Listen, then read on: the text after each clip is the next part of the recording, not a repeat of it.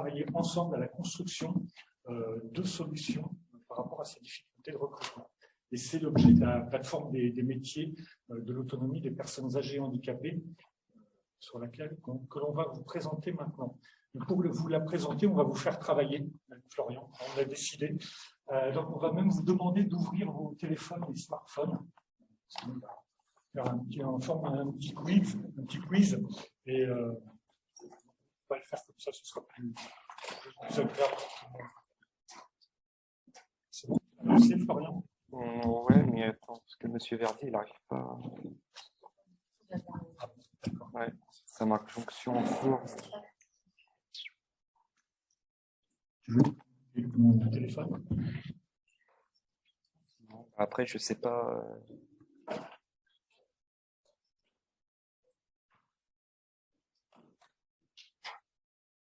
Donc, Monsieur Verdier. Monsieur Verdier, qui tente de nous rejoindre maintenant, est le directeur de Aide à domicile pour tous à Nantes. Il va nous parler de la transformation organisationnelle des SAD en équipe locale autonome, qu'il a mis en œuvre donc, sur le territoire de Nantes. Et avant lui, à 14h30, on va essayer de tenir les délais, Sylvie Morin-Lagrange et Karine Bourgeois-Gautron de l'ARACT vont nous parler des conditions de vie, de la qualité de vie et conditions de travail. Voilà. Du coup, ouais, je sais pas. Ouais, ça. Je vais lever la main, ça va être. Ouais, mais du coup, ça risque de tout enlever. Non. 30 secondes de réglage.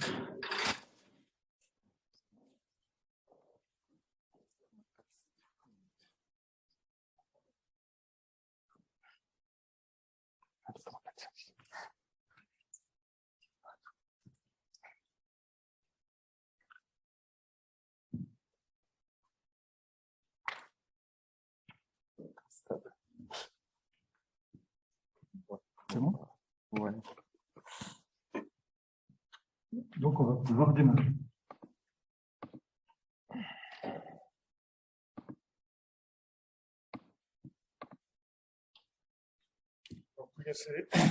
Alors, le contexte, excusez-moi, j'ai perdu le fil. Je ne parle plus dans mon téléphone, déjà, c'est bien. Donc, le contexte. À cheval sur 2020-2021, on a démarré une démarche de gestion territoriale des emplois et des compétences auprès des services d'aide à domicile. C'est dans ce cadre-là qu'on a pu contacter plusieurs d'entre vous pour estimer les difficultés de recrutement que vous avez.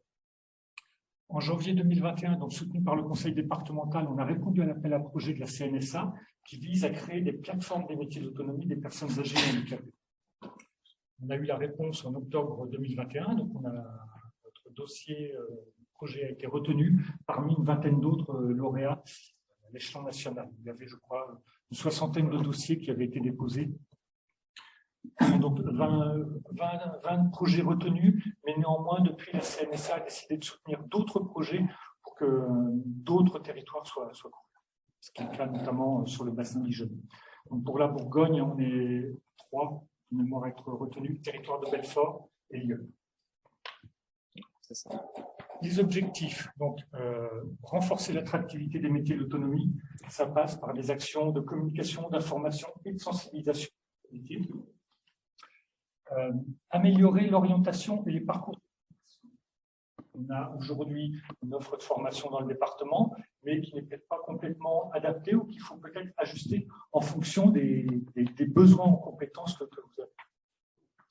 Encourager le recrutement de professionnels, on le verra, c'est par toute une série d'actions qu'on veut mettre en place, organiser des rencontres entre employeurs et candidats, etc., etc. Et puis, fidéliser les salariés et optimisation de la gestion des ressources humaines, c'est un sujet qu'on va aborder avec M. Vernier.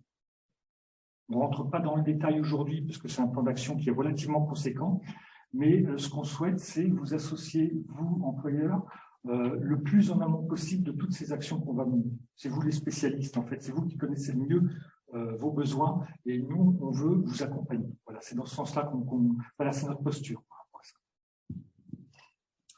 Alors, le calendrier, donc la plateforme, elle a été lancée officiellement en décembre 2021. et on va la déployer durant 3 ans. C'est-à-dire qu'on a aujourd'hui des financements pour travailler sur ces projets pendant 3 ans, mais on souhaite par la suite que ça s'inscrive dans le temps, au-delà de 3 ans. Les partenaires. Alors les partenaires, le financeur, la CNSA, bien évidemment, le conseil départemental, l'agence régionale de santé et le conseil régional. Les partenaires, c'est ce que je disais juste avant, c'est vous, les employeurs.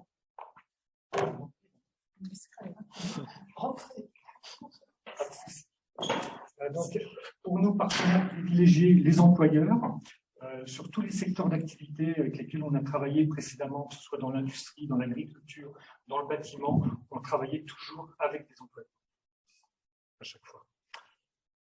Les fédérations et branches professionnelles, qui sont incontournables dans votre secteur comme dans d'autres, les acteurs du service public de l'emploi et du service public régional de l'orientation. Là, ainsi que les acteurs de l'insertion par l'activité économique. Là, ce sont tous les acteurs qui travaillent dans le domaine de l'emploi, de la formation, de l'orientation. Structures comme les missions locales, Pôle emploi, structures d'insertion, etc., etc. On est plusieurs au sein de la Fabrique Emploi et Territoire à travailler sur ce projet. Donc, Florian et moi-même. Clémence Moreau, une collègue qui est spécialisée sur les actions de promotion des métiers.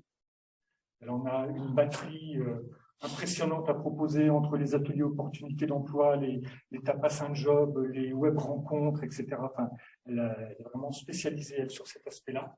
On a Sandrine Laura, qui est chef de projet, qui coordonne l'ensemble du plan d'action de la Fabrique Emploi et Territoire, mais également de la plateforme des métiers. Et puis Virginie Charrière, qui est la directrice de la Fabrique Emploi et Territoire. On n'avait pas de... Ça vient du coup, si, ça va venir après. Ça vient après, d'accord, merci. Donc, pour rentrer un petit peu plus dans le détail sur le plan d'action, une grosse partie, je disais, sur valoriser et promouvoir les métiers de l'autonomie. Donc, on a un programme d'action annuel à destination des publics et des professionnels de l'accompagnement. Vos métiers, ils doivent être mieux connus par un public qui est en recherche d'emploi, qui a des projets de reconversion, par des nouveaux arrivants sur le territoire, mais il doit aussi être mieux connu par les professionnels qui accompagnent ces personnes. Alors, effectivement, nous, on dit, quand on parle d'accompagnement, on parle d'accompagnement d'un public jeune, d'accompagnement de demandeurs d'emploi. Voilà. Donc, on veut aussi informer et former ces professionnels sur vos métiers. Enfin, pas les former à vos métiers, mais les former de façon à ce qu'ils puissent parler dans de meilleures conditions de vos métiers. Des temps forts, on va organiser des temps forts, une semaine des métiers de l'autonomie par exemple, plutôt au second semestre, qui se déroulera sur l'ensemble du département, avec toute une batterie d'actions, rencontres portes ouvertes, rencontres avec des professionnels, web rencontres, des Vie ma vie, ce genre de choses. Des outils de communication qu'on est en train de développer, qu'on pourra vous présenter dans les semaines qui viennent. Et puis, un service d'information en continu. La plateforme des métiers de l'autonomie, ce n'est pas une plateforme numérique, hein, c'est un plan d'action.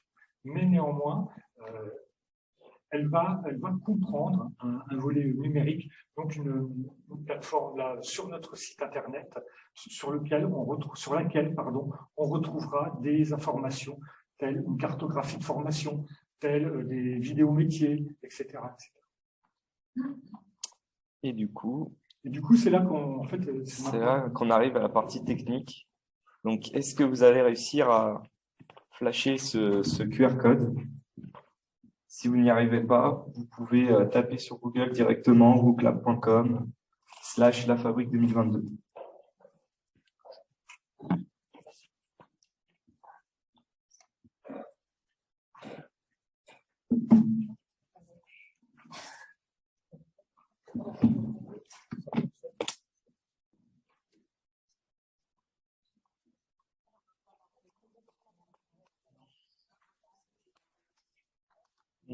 On a réussi à avoir 5 personnes, 6, 7.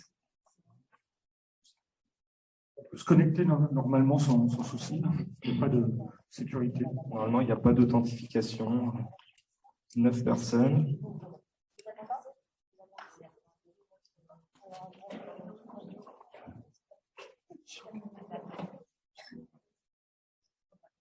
Sinon, un téléphone pour 2. Ou sinon, avec l'ordinateur portable aussi, c'est possible. C'est possible. 16 personnes, on commence à être pas mal.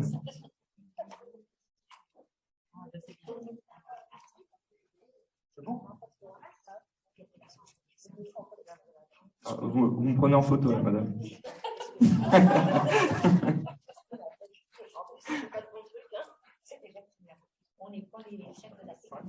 C'est pas grave, hein, c'est un petit jeu. Hein, non, mais on va y arriver, mais soyez un peu patient. Hein.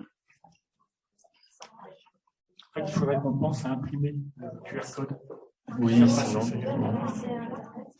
sinon. Comment Après, ce qu'on peut pas, pour ceux qui n'arrivent pas à avoir le QR code, parce qu'il y a des fois des personnes qui ne peuvent pas faire le QR code directement. Donc, c'est pour ça qu'on laisse la fabrique 2022 aussi. Sinon, sur le navigateur, hein, c'est cette adresse à taper. Tout simplement.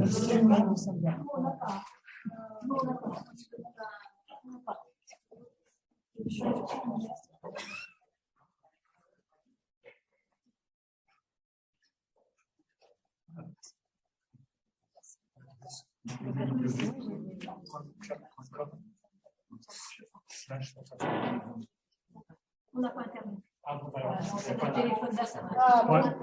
Écoutez, on va démarrer, néanmoins, hein, c'est pas grave.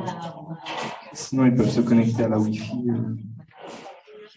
Oui, sinon, il y a une Wi-Fi hein, ici. Sinon, vous avez la Wi-Fi avec le mot de passe, que je ne sais pas si je dois divulguer à tout le monde. Non, mais je vous propose qu'on démarre, parce que sinon, on va perdre du temps. Mais mettez-vous en binôme, sinon. Essayez de vous mettre en binôme avec... Comment du coup, c'est Maro 58. Oui, c'est ça, tout le monde n'a pas entendu. Allez, on démarre, Florian? Allez. Donc, du coup, c'est des petites questions à répondre.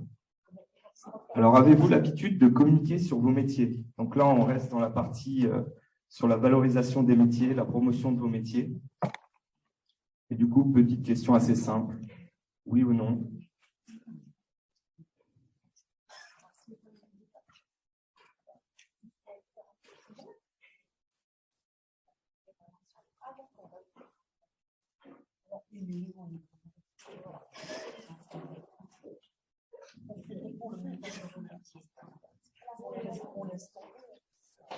Il reste encore 6 personnes. Est-ce que vous avez réussi à... Vous mettez non, du coup. Non, c'est pas grave, c'est pas grave. On voit néanmoins qu'il y a quand même une grande majorité d'entre vous qui communiquez sur les métiers. Donc, on va pouvoir travailler ensemble, c'est bien. On passe à la suivante. Du coup, si oui, par quel moyen?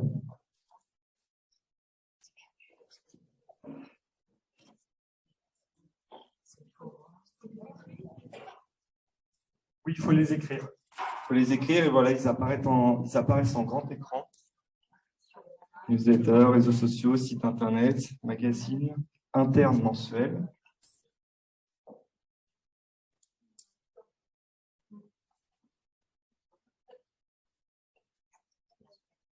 Réseaux sociaux apparaissent plusieurs fois.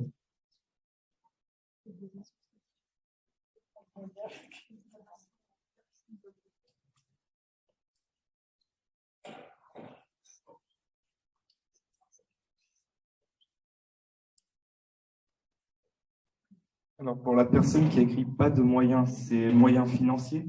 Oui, voilà, c'est moyen tout court. Pas de temps surtout.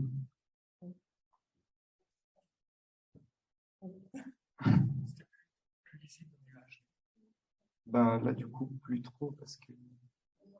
Ah si, oui. Alors, pour répondre à ce que vous venez d'évoquer, pas de moyens, non, on a dans le cadre de la plateforme, on a des financements hein, pour communiquer justement sur les métiers.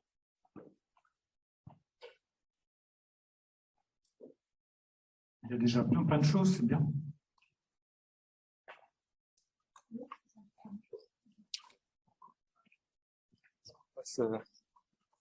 passe à la prochaine question. Ouais. Alors du coup, prochaine question. À quelles actions seriez-vous prêt à participer pour promouvoir vos métiers?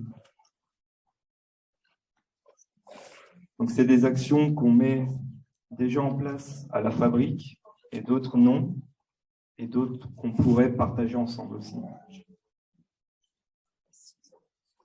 Et là, vous avez le droit à plusieurs réponses, bien évidemment. Et bien, vous pouvez tout mettre.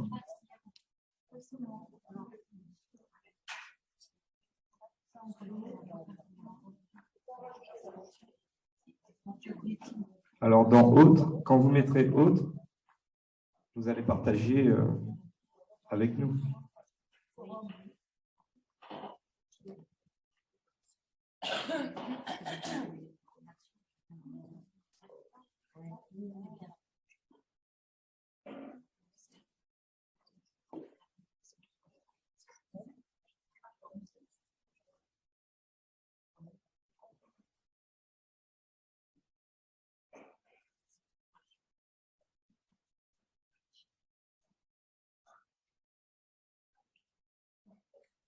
Pendant que les dernières réponses s'affichent, plusieurs personnes ont répondu autres. Vous pensez à quel type d'action?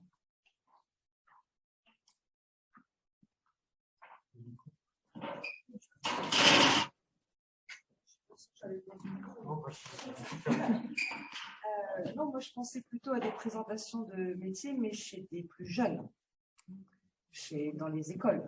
Ok, collège, lycée. Dans les lycées, parce que je pense vraiment que c'est à ce niveau-là qu'il faut agir et peut-être que ça va changer les mentalités par la suite. Mais pour moi, je pense que c'est important d'attaquer. Oui, bien sûr. Okay. Merci.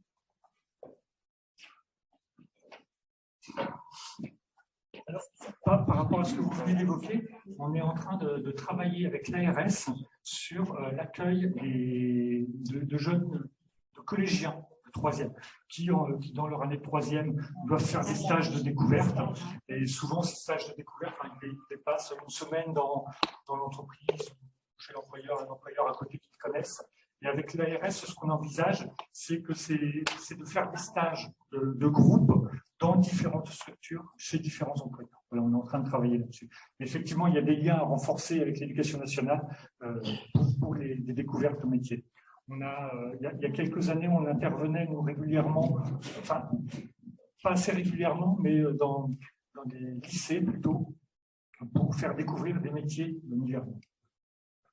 Je sais que ici, parce que j'ai des enfants qui sont au collège, ils ont eu une mini-journée orientation et ce que je trouve dommage, c'est que c'était sur peut-être un peu plus médical que médico-social, mais il y a des gens de l'hôpital qui sont venus intervenir et voilà, c'est pas l'hôpital.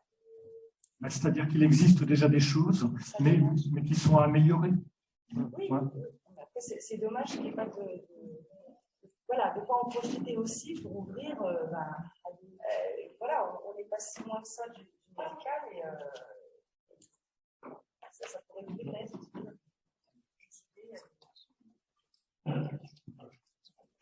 On sollicite déjà pour intervenir, notamment au niveau de la réglementation, tous les ans, régulièrement. Donc, de façon à recevoir des élèves en terminale. Et puis, par certains collèges de la région, pour des classes de quatrième, pour faire connaître les métiers du niveau social, du médical. Donc ça existe déjà. Après, voilà, c'est un outil qui permet, il faut se dire mais on fait déjà plein de choses. Plein de choses. Bon. Après, en fonction de ce qui est organisé de soins pour participe, les opérations de job d'été, on va réussir à attirer des jeunes ou pas. Après, il y a d'autres soucis derrière, notamment la mobilité de ces jeunes. Le fait que l'éducation nationale forme les diplômes sans demander la vie professionnelle. Vous en parliez tout à l'heure. Est-ce que les formations sur le territoire sont en adéquation? Moi, je personnellement, on y reviendra après. Voilà. Alors justement. Voilà, vous avez des très bonnes formations qui ont été supprimées. On accueille des stagiaires régulièrement, qui sont souvent mineurs. Pour parler de la filière des troisièmes, on accueille des déjà, on ne l'appellera pas dossier. C'est trop violent. C'est quand même très particulier. Ça renvoie plein de choses. On va les accueillir dans le bureau. Je verrou une partie. C'est pour ça que j'évoquais le travail avec l'ARS tout à l'heure. Et ce qui est envisagé, c'est de faire des stages collectifs ou différentes structures, mais en étant accompagnés. Mais on ne va pas rentrer dans le détail de tout maintenant, parce que sinon on dépasse un peu déjà le temps, et puis on a aussi pas mal de choses à dire. Il existe déjà des choses, vous en faites déjà. Il y a par endroit, peut-être un peu moins d'actions. Ce qu'on sait, ce qu'on identifie bien, c'est qu'il y a des personnes qui ne connaissent toujours pas les métiers de l'aide à la personne, de l'aide à domicile. Ce sont des personnes qui, malgré tous les freins qu'il peut y avoir, il y a des personnes qui pourraient être intéressées, et pour déjà être intéressées par un métier, il faut le connaître. Et donc, il faut renforcer les actions qui existent déjà, voire en développer d'autres. On pourrait partir dans une discussion longue comme ça, mais on va perdre notre timing, puis on est un peu maniaque avec Florian. C'est pas vrai. Alors, sur le point suivant du plan d'action, enfin, la deuxième partie du plan d'action, développer des parcours d'orientation et de formation pour l'accès à l'emploi. Tout comme il est important de faire la promotion des métiers, il est aussi important de faire la promotion des actions de formation. Aujourd'hui, je suis même persuadé que les personnes qui sont dans un parcours d'orientation professionnelle ne connaissent pas toute l'offre de formation qui existe sur les métiers de la personne comme sur les autres. Donc ça, on veut renforcer cette information sur ces métiers-là. Après, il y a d'autres choses aussi qui émergent actuellement. Il y a à Cône une plateforme de formation de service à la personne par module de compétences. Elle est destinée à un public de demandeurs d'emploi et à un public de salariés. Cette expérimentation elle est juste sur Cône et normalement, elle devrait être étendue à l'ensemble du département. Mais pour qu'elle soit étendue à l'ensemble du département, il faut qu'elle soit mieux connue et qu'elle fonctionne bien. Aujourd'hui, c'est encore un petit peu tangent parce que méconnu. Donc là, ça, on veut renforcer cette action-là. Le Conseil régional finance un dispositif, c'est le DAC, le dispositif amont de la qualification. C'est un peu comme une préqualification. C'est pour les personnes qui ont besoin à la fois de monter en compétences et de préciser leur projet professionnel. On est encore parlé avec le Conseil régional pour que ce dispositif en amont de la qualification puisse être, pour qu'on puisse lui donner une couleur, une tendance, secteur de l'aide à la personne, ou secteur du bâtiment, ou secteur de l'industrie. Aujourd'hui, ce dispositif il est trop généraliste. Les personnes qui rentrent dedans ne s'y retrouvent pas toujours parce que ce n'est pas assez concret. Voilà. Donc, on souhaite travailler avec le Conseil régional et les organismes de formation qui portent ces DAC sur ce sujet-là. Et de la même façon, avec d'autres acteurs, on souhaite que soient renforcées les préparations opérationnelles à l'emploi collectif, qui est un autre dispositif de financement où interviennent la Pôle emploi et les OPCO. Sont des formations qui sont maximum 300-350 heures, qui permettent à des personnes de monter en compétences et de pouvoir être employables à l'issue. Aujourd'hui, ça n'existe pas dans le département sur le secteur de l'aide à la personne, et donc on veut faire en sorte que ça apparaisse. Voilà, donc l'offre de formation, elle est existante, on va le voir après, mais elle n'est peut-être pas toujours suffisante, ou comme vous le disiez tout à l'heure, pas tout à fait adaptée. Et justement, sur ce point, vous allez pouvoir répondre à certaines questions. Donc, selon vous, combien d'organismes de formation interviennent dans votre secteur d'activité sur le territoire nivernais? Organismes de formation, donc formation initiale et formation continue.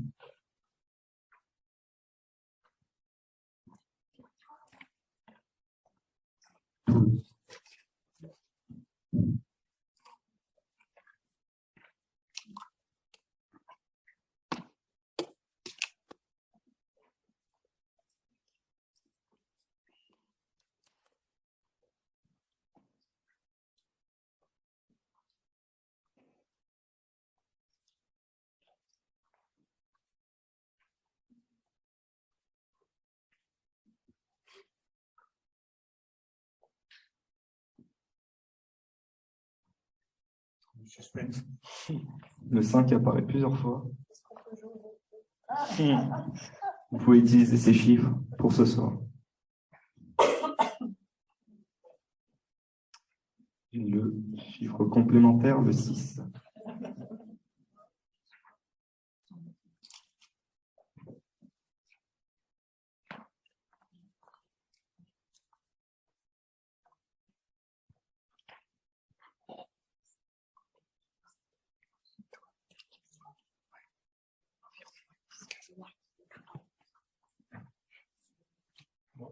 C'est bon, tout le monde a à peu près répondu? Ou alors quand vous ne savez pas, vous n'avez pas répondu? Alors, Florian, c'est combien? C'est toi qui as travaillé dessus. Alors, on est sûr, suivant les années, suivant les appels d'offres, notamment de la région, on est entre 12, aux environs de 12 organismes de formation, effectivement, initial et continu dans le département. On est loin des 3 et des 5, effectivement, il y a des bonnes réponses, hein, mais on est plutôt autour de 12 à 15. Donc, nous, ça nous laisse entendre que vous ne les connaissez pas tous forcément, ces organismes. Et si vous ne connaissez pas les organismes, vous ne connaissez pas non plus les formations, même si elles existent ailleurs. Mais il y a des liens à renforcer entre vous et organismes de formation, notamment pour des stages d'éthique, parce que quand on accueille quelqu'un en stage, c'est un futur salarié qu'on peut repérer, et puis pour les jobs d'éthique également. Et puis savoir quand est-ce que les stages commencent, quand est-ce que les formations se finissent. C'est très important d'avoir un échange avec ces organismes de formation, justement. Et du coup, on va enchaîner. Donc, pour vous, quels sont les organismes de formation avec lesquels vous travaillez, même si vous en avez que 3?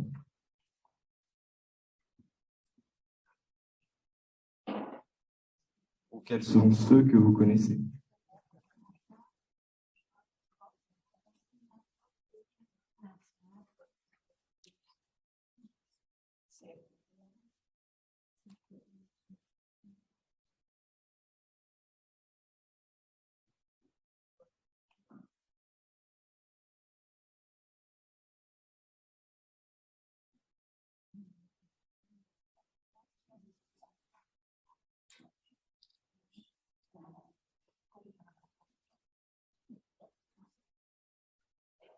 On dira Michel Coulon, directeur du Greta 58, il est celui qui est le plus connu.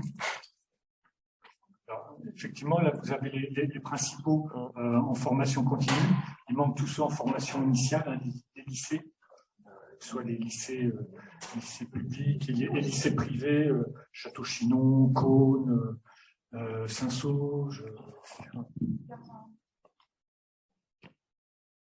Les MFR, il n'y en a plus dans le monde.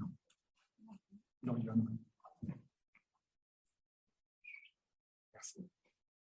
Et ultime question sur l'offre de formation. Accueillez-vous des stagiaires dans vos établissements?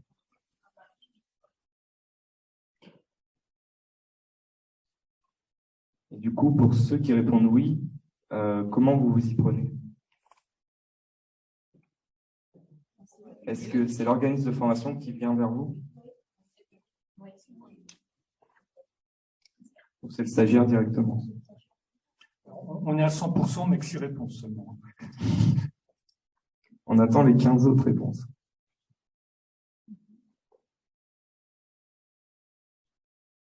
Effectivement, ce qu'on a identifié, nous, c'est qu'il y avait des services, voire des établissements qui avaient des habitudes de travail importantes avec des organismes de formation pour accueillir les stagiaires, mais voire pour intervenir aussi dans le cursus de formation.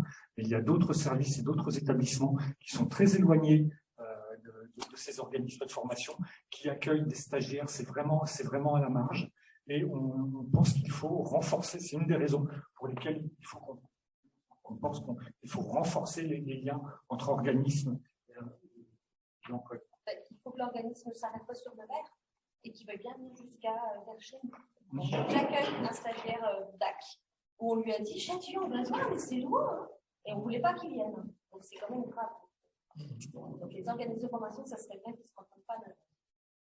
On va organiser ce qu'on appelle prochainement des petits déj des petits déj, c'est des rencontres entre employeurs et organismes de formation, de façon à ce qu'ils présentent leur offre de formation et que vous puissiez avoir des échanges sur des thèmes comme celui-ci. Donc, ce sera l'occasion de leur dire. On va continuer. Alors, pensez-vous que l'offre de formation est adaptée à vos besoins? On a partiellement répondu à cette question.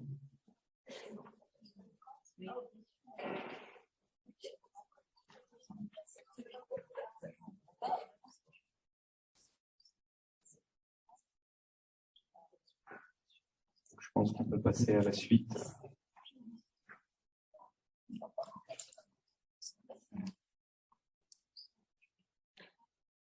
Puis, dernière grosse partie, on va aller rapidement, dernière grosse partie du plan d'action de la plateforme.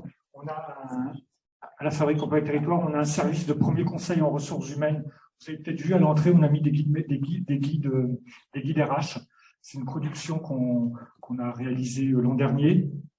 C'est un peu les fondamentaux de la gestion des ressources humaines. Ce service peut aussi intervenir auprès des employeurs pour apporter un premier niveau de conseil. Voilà, donc en général, les services et établissements ne sont pas trop mal équipés par rapport à ça, mais on peut nous intervenir en soutien sur simple demande. Voilà. On a une plateforme de diffusion d'offres d'emploi et de profils de CV actuellement, qu'on avait au départ dédié plus au secteur industriel parce que c'était à la demande d'employeurs nord du département. Et on est en train de l'adapter au secteur des services à la personne. Voilà. L'idée, c'est de partager à la fois des offres d'emploi, mais aussi des profils. Des actions de mise en relation employeur-candidat, on l'a évoqué tout à l'heure, des job dating, ce genre de choses. On organise aussi régulièrement ce qu'on appelle des tapas un job. C'est des événements de mise en relation employeur-candidat, mais dans un cadre plus convivial et informel, et qui aide à faire tomber un peu les freins, les barrières que des personnes pourraient avoir quand elles rencontrent des employeurs. Action pour faciliter les relations entre employeurs et organismes de formation, on l'a évoqué là, rapidement. Accompagnement renforcé pour les personnes les plus éloignées de l'emploi. Alors, ce qu'on entend par là, aux précédentes journées de l'autonomie, donc en 2020, on avait fait intervenir Madame de Paris, qui a été la fondatrice et directrice d'un groupement d'employeurs insertion et qualification en Savoie.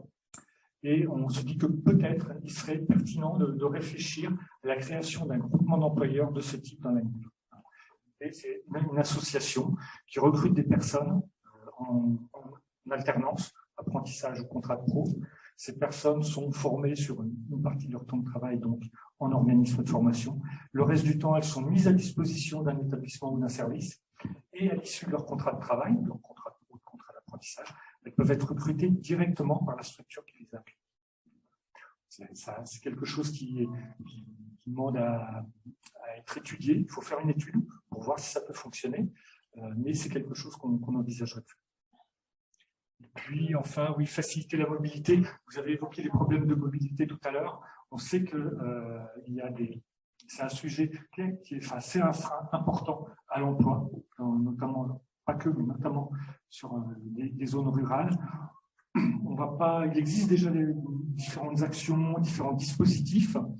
On ne va pas dire qu'on va tout révolutionner, mais quand on regarde un petit peu ce qui se passe dans d'autres départements, on dit qu'il y a peut-être des expériences qui pourraient être intéressantes pour l'année. Donc on souhaite aussi travailler sur ce sujet-là. Il y a encore une question. Comment diffusez-vous vos offres d'emploi? On peut peut-être répondre directement à l'oral pour gagner un peu de temps. Si vous désirez prendre la parole, allez-y. Pôle emploi, réseaux sociaux.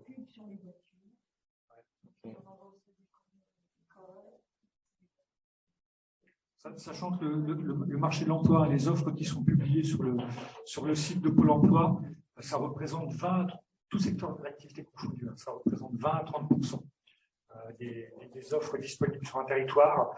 Ce qu'on appelle le marché caché, 70%, c'est surtout le bouche à oreille. Ça fait des annonces chez Connaissance. Ouais.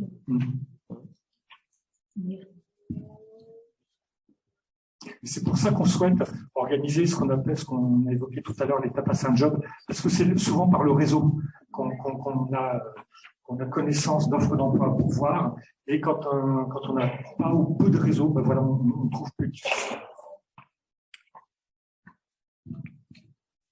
C'est la suite. Du coup, est-ce que vous connaissez des solutions différentes pour recruter? Vous pouvez répondre directement aussi.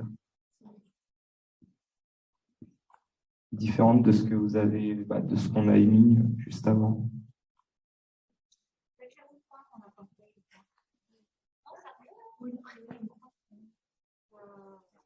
Après, il y a des départements où il y a des choses faites avec des primes. Si on veut distribuer aux salariés qui emmènent dans leur connaissance, la cooptation. Le problème, c'est le budget. Le bon point, c'est payant. Au bout de 3 ou 15 ans, pour les professionnels, c'est quand même assez cher. Ce n'est pas un budget dont on dispose forcément. Les agences intérim, c'est extrêmement cher aussi. Donc après, c'est compliqué de sortir de tout ça. Bon, on a déjà 3 ans pour travailler sur tous ces sujets-là. C'est ça. Et du coup, seriez-vous prêt à participer à des groupes de travail sur ces sujets? On a tous ça fait déjà 10 ans qu'on est ça. là-dessus. Et clairement, ça devient de plus en plus compliqué au fil des années. Et celles qui sont en motivation forte, elles commencent à souffrir beaucoup de choses. La motivation, là, le carburant, le coût de la vie, les personnes. J'entends bien ce que vous dites. Ça fait des années que vous êtes sur ces sujets-là, mais est-ce que vous étiez sur ces sujets-là collectivement et est-ce que vous pouviez être accompagné par une structure dédiée pour ça? Ce que j'entends là, on l'a entendu avec le secteur de l'usinage dans l'industrie quand on a commencé à y travailler. Les employeurs nous ont dit non, mais c'est bon, ça ne nous intéresse pas, ça fait des années qu'on a des difficultés, on n'y arrive pas. On a pourtant réussi. En viticulture, on y a travaillé pendant quelques années. Les vitis nous disaient non, on ne peut pas recruter, les gens ne veulent pas bosser, etc., etc. On a réussi à multiplier l'offre de formation sur le territoire par 4, et donc les personnes formées qui sont employables par 4. Ce qu'on souhaite, c'est se mettre autour de la table avec vous pour y travailler ensemble. Et on sait très bien que si on ne peut pas travailler avec vous, notre action, elle va être limitée. Les grandes unions nationales sont déjà sensibilisées pour faire des choses, je pense notamment sur des nouvelles modalités d'organisation de travail. Les ADMR ont travaillé avec les fédérations là, etc., pour présenter des modèles différents d'organisation, parce qu'il faut aussi, vous travaillez en équipe, plein de choses qui font qu'il y a eu des témoignages de divers départements, des expériences, et puis voilà. Donc, c'est des choses qu'on connaissez en place. Voilà, il y a des retours d'expérience, parce que ça c'est toujours intéressant. Après, vous pouvez prendre le micro, madame. Ah, pardon. Après, c'est vrai qu'on comptait beaucoup sur l'avenant 43, mais vous avez vu avec l'augmentation du SMIC 3 fois de suite, les catégories A, finalement, celles qui étaient en A, elles se retrouvent de nouveau payées en dessous du SMIC. Donc, en fait, ça n'a pas le temps d'être mis en place, que c'est déjà terminé, obsolète. Donc, c'est compliqué de motiver certaines catégories qui sont pourtant essentielles aussi. Après, il y a certainement des choses qu'on n'a pas essayées, donc pourquoi pas. Mais on a déjà pour vous dire qu'on a déjà travaillé ensemble parce que on a les mêmes problématiques et puis qu'on a le même but. D'essayer de maintenir les gens à domicile dans les meilleures conditions possibles. Et aujourd'hui, effectivement, ce n'est pas forcément le cas. Sur certains départements, il y a même des départements qui financent des nourrices pour mettre les gens de RSA au travail. Ils n'y arrivent pas. Ça, c'est un vrai souci parce qu'on sait qu'il y a du monde, on sait qu'il y a des personnes qui ont travaillé, mais qui, parce qu'elles n'ont pas de garde des enfants, ça leur coûte cher. Du coup, il ne peut pas. Effectivement, il y a beaucoup de choses à construire pour trouver des solutions. Mais il faut démarrer. Il faut démarrer. nous, ce qu'on propose, on a un plan d'action, on vous le soumet, on vous le propose, et de toute façon, on va travailler dessus. Et on n'y travaillera que mieux si on peut y réfléchir avec vous. On va peut-être, de toute façon, notre présentation s'arrête là. On a l'intervention de l'ARACT ensuite, et puis de M. Verdier par la suite. Et effectivement, ça va, M. Verdier, ça va être un témoignage de quelque chose qui s'est passé dans un autre département. Et pourquoi, si c'est une expérience qui vous intéresse, ne pas travailler pour mettre en place quelque chose de similaire ici. Moi, j'ai juste une question. Est-ce que vous avez déjà rencontré un secteur d'activité où la recherche d'attractivité a été confrontée aux limites des conditions de travail? Parce que je pense que c'est la catégorie des services à domicile où on a des horaires coupés, des salaires très bas, des compétences très larges et des limites très, très différents, avec des cours cognitifs, avec une grande largesse de difficultés, cumulent non seulement des difficultés, une non-reconnaissance. Est-ce que ça vous est déjà arrivé d'accompagner des entreprises en disant oui, mais là, s'il n'y a pas une évolution au niveau des conditions de travail, on va arriver aux limites de ce qu'on peut faire en termes de. C'est difficile de comparer des secteurs d'activité et des métiers. J'évoquais tout à l'heure la viticulture. Il y a encore 4 ou 5 ans, on disait dans la presse locale les forçats de la vigne, ouvriers viticoles, esclavage, etc. C'était dans la presse locale. Les Coussons-Serrois, le régional de Cône, on avait des titres comme ça. Je peux vous dire que l'attractivité des métiers de la vigne et du vin, elle n'était pas bonne, cette attractivité. Il a fallu qu'on y travaille, et on n'a pas tout résolu encore, mais on y a travaillé pendant 5 à 6 ans par des actions de promotion des métiers, par de la pédagogie aussi auprès des employeurs. De nombreuses personnes disaient « Non, mais moi, je ne veux pas aller bosser dans les vignes, je suis accueilli comme un chien. » Donc, renforcement de l'offre de formation, promotion des métiers et pédagogie auprès des employeurs, ça n'a pas résolu tous les problèmes, mais néanmoins, l'attention sur les métiers de la vigne, elle est moindre. Je dirais également que la féminisation en viticulture améliore aussi les choses. Voilà. Bon. Après, voilà, donc peut-être qu'il faudrait masculiniser un petit peu votre secteur, je ne sais pas. On a 3 hommes. Non, voilà, je répondais ça sous forme de boutade. Non, mais oui, on a déjà travaillé sur des secteurs d'activité pour lesquels l'attractivité de leur métier était très faible. Mais on sait que ça ne se fait pas d'un claquement de doigts et ça ne se fait pas qu'en le décidant. C'est un travail de longue haleine. On ne va pas répondre à des besoins en recrutement à court terme. On sait qu'on apportera des réponses, mais sur du moyen ou du long terme. Est-ce que ça veut dire que ça peut aussi influencer les employeurs sur la question de l'organisation du travail, la question de la coupée, la question des formations adaptées, etc. C'est ça que je vois. Oui, exactement.